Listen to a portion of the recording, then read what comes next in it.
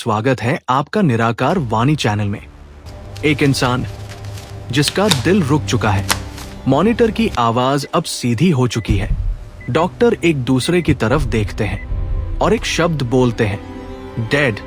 लेकिन कहानी यही खत्म नहीं होती, क्योंकि जिस पल डॉक्टर उसे मृत घोषित करते हैं, उसी पल उस इंसान के भीतर कुछ अब भी जीवित रहता है।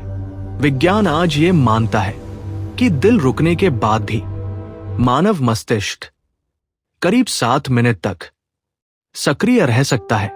7 मिनट, ना ज्यादा ना कम।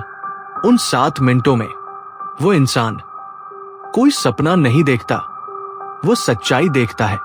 उसकी पूरी जिंदगी एक साथ, बचपन, पहली गलती, पहला झूठ, पहला प्रेम और वो पछतावे जिन्हें उसने कभी किसी से कहा नहीं। विज्ञान इसे कहता है DMT का स्राव। जब मस्तिष्क अचानक इस रसायन को छोड़ता है तो समय टूट जाता है। एक सेकंड हजारों यादों में बदल जाता है। लेकिन यही बात गरुड़ पुराण हजारों साल पहले दूसरे शब्दों में कह चुका था। गरुड़ पुराण इसे कहता है, चित्रगुप्त का लेखा। नाम अलग है, भाषा अलग है, लेकिन सत्य एक ही दिशा की ओर इशारा करता है। गरुड़ पुराण के अनुसार आत्मा तुरंत शरीर नहीं छोड़ती, वो वही रहती है, अपने ही शरीर के पास। वो सब सुनती है, डॉक्टर की आवाज, परिजनों का रोना, मंत्रों की गूंज। वो सब देखती है, अपना ही चेहरा जो अब स्थिर हो चुका है, लेकिन वह कुछ कह नहीं पाती। यही सबसे असहाय स्थिति है।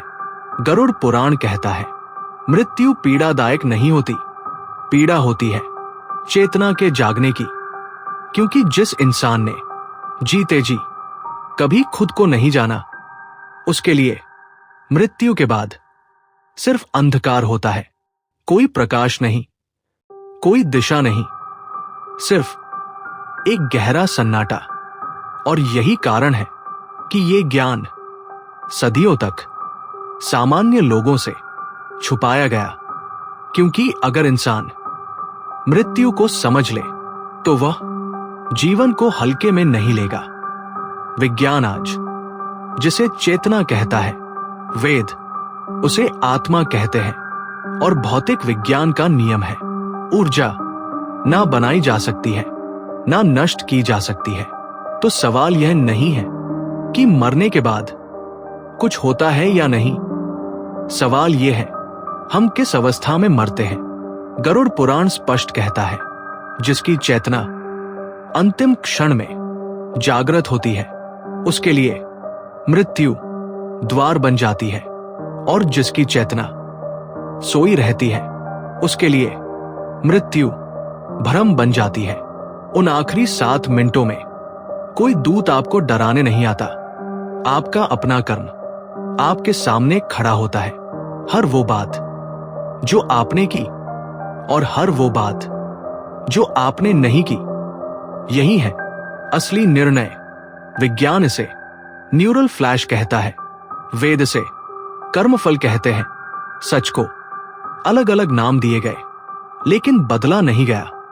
अब सवाल यह है, क्या इससे बाहर निकलने का कोई रास्ता है? उत्तर है हां, लेकिन वह रास्ता मृत्यु के बाद नहीं, जीवन के भीतर है। उपनिषद कहते हैं, जो व्यक्ति जीते जी साक्षी बनना सीख ले, उसके लिए मृत्यु सिर्फ वस्त्र परिवर्तन है। लेकिन ये ज्ञान भीड़ के लिए नहीं है, ये उनके लिए है जो सच को सिर्फ सुनना नहीं, समझना चाहते हैं। कल इसी चैनल पर मैं उस यात्रा का पूरा नक्शा दिखाऊंगा। मृत्यु के बाद आत्मा कहाँ जाती है और कैसे अंतकाल को बदला जा सकता है। ये वीडियो एक कहानी नहीं है, ये एक चेतावनी है और एक अवसर भी।